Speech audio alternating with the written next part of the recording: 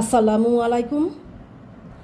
এইখানে আমি নিয়েছি কাবাব চিনি, পিপুল, স্টার আনিস। এই মশলাগুলো খুবই ঝাঁঝালো, তাই পরিমাণেও কম লাগে।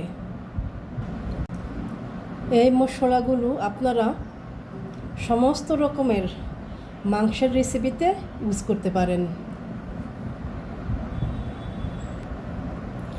এবং তেহারি, বিরিয়ানি, মোরগ পোলাও এগুলোর মধ্যে তো অবশ্যই দিবেন, কিন্তু অল্প পরিমাণে দিবেন।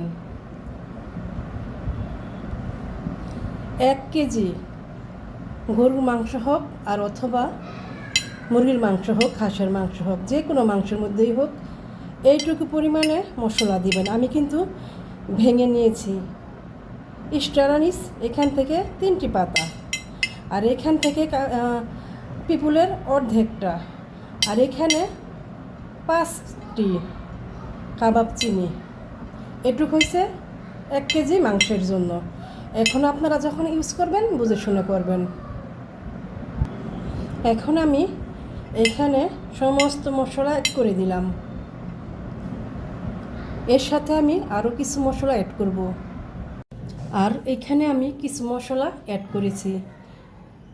এখানে আমি নিয়েছি বাদামের বিকল্পে পোস্তদানা, তারপর নিয়েছি মিষ্টি জিরা, মৌরি, তারপর নিয়েছি শাহি জিরা, তারপর নিয়েছি আমি সাদা তিল।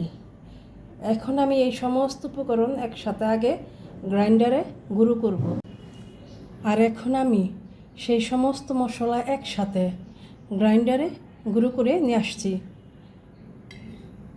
দারুণ সুন্দর স্মেল বের হয়েছে, শাহি মশলার শাহি স্মেল। আর এখন আমি এই মশলা থেকে এই চামচের 2.5 চামচ মশলা 2 কেজি চিকেনের মধ্যে দিয়ে দিব। আমি আজকে চিকেন রান্না করব, তাই। আর বাকি যে মশলাটা থাকবে সেটি আমি একটি ছোট কাচের এয়ারটাইট বয়ামে ডিপ ফ্রিজে রেখে দিব, যাতে করে নষ্ট না হয়।